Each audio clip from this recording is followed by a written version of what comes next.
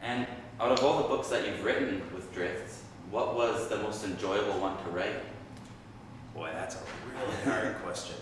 Because there have been so many, and I love so many of them for different reasons. Obviously, the first ones, the first trilogy, the Icewind Dale trilogy, Crystal Shard, Streams of Silver, and Halfling's Gem. There was an energy there. I was writing books, I was doing it. I was a published author, so there was an energy there that it's hard to ever replicate that. And the Crystal Shard was just so fresh and new to me, and fantasy was in its infancy really before it exploded. It was like the whole decade of the 80s was just a slow building up to what would come in the 90s where it exploded. And it was fresh and it felt so clean in a way. So that was an amazing experience. But when I went back to write the Dark Elf trilogy, I had to create this world of Menzoberranzan, this Dark Elf city under the world of Faerun. And it was, again, the new challenges came up and it was so much fun and it was so fresh. And, Homeland might still be my favorite Dritz book for that reason. But then along the way, so many other things have happened that have just been so unexpected to me. Like, all of a sudden I'm writing a book that's not featuring Dritz, it's featuring Artemis Entreri, the bad guy, and Jarl Axel, who's a lot of fun. And it's just taken so many twists and turns.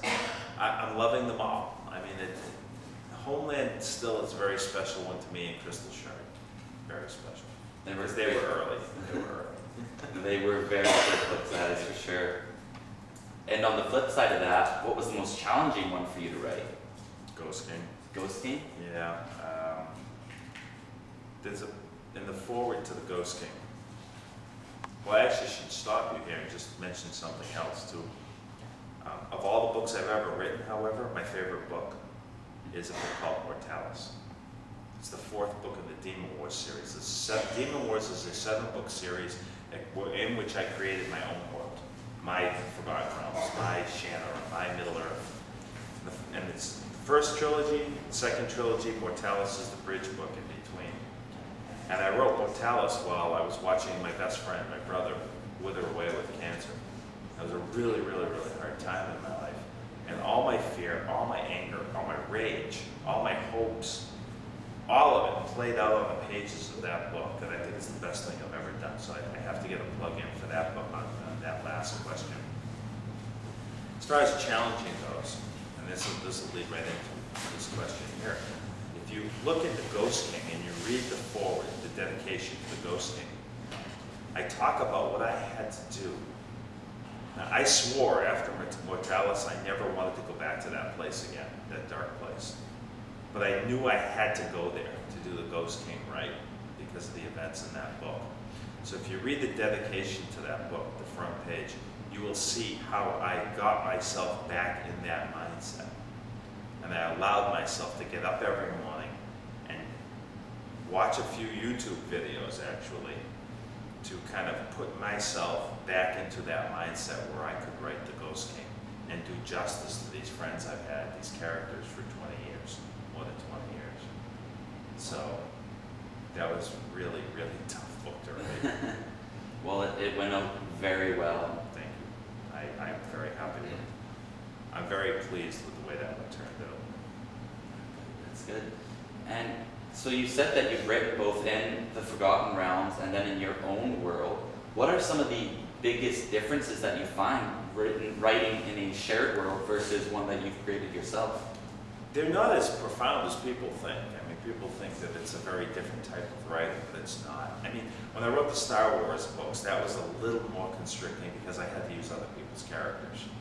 And when I wrote the novelization of Attack of the Clones, that's very constricting because you're working off somebody else's script. You're almost like a mechanic on somebody else's race car. So, but those things aside, Forgotten Realms, they leave me alone. Now, I didn't create the magic system, but I'm bound by it. Okay? I didn't create the world, so I can't blow up the world.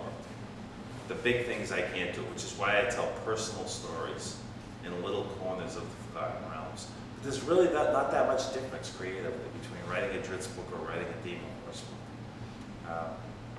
Except at the beginning. When I wrote Demon Wars at the beginning, I had to spend 6 months just defining the world. Because one of the things you have to do in fantasy is you have to get the reader to suspend disbelief. And And the way you do that is by having social structures, churches, politics, communities that make sense and have a logic to them. By having a magic system that has logical parameters that the reader can pick up on, so that he doesn't expect that the wizard at any time can just snap his fingers and make everything okay, for example.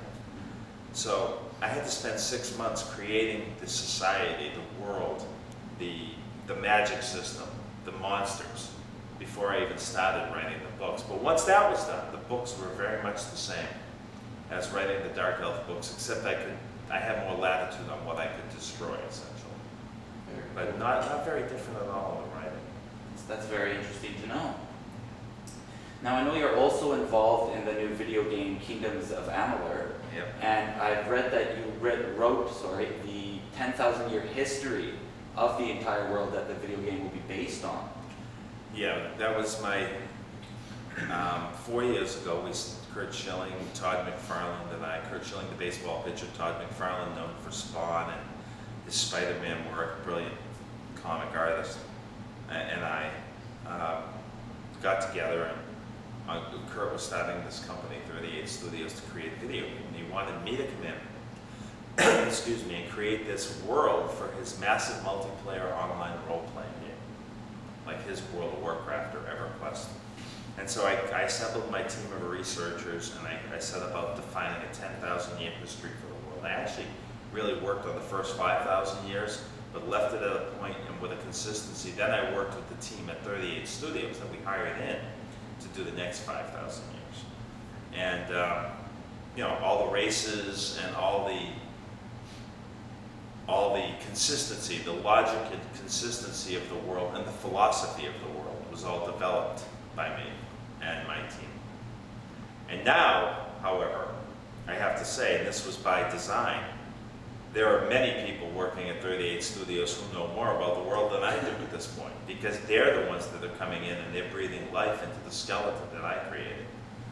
And it's very exciting for me to see all these authors, and we have, you know, probably, I think 7 of them in Maine, and then there are some more down in Baltimore at the studio that's doing our single-player games, our role-playing games.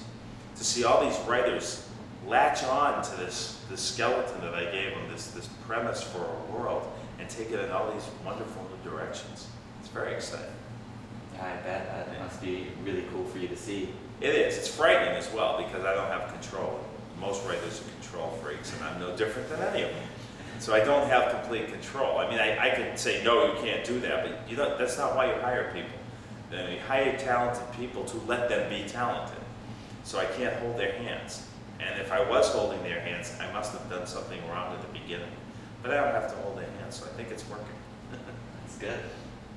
Now, when you're not writing or out promoting your book, what is it that you like to do in your spare time? Well, I have a softball team, 38 Studios. We're not that good, but we have fun. And I have my 2 sons, 5 of my nephews, and my daughter's boyfriend on the team. So it's really a family team. And I love playing softball. And I'm a new grandfather. I have a 6-month-old grandson. And he's at our house all the time, every day for hours and hours and hours. And it is just the pleasure of my day. It's just hanging out with this kid, watching him learn all the new things. And then I also like to, so I spend a lot of time trying to keep healthy because I have a new grandson and I want to be able to play. I want him to be on the softball team with me in a few years. So I spend a lot of time working out and just trying to enjoy life. That's great. Well, first off, congratulations on finally becoming a grandfather. It's pretty cool.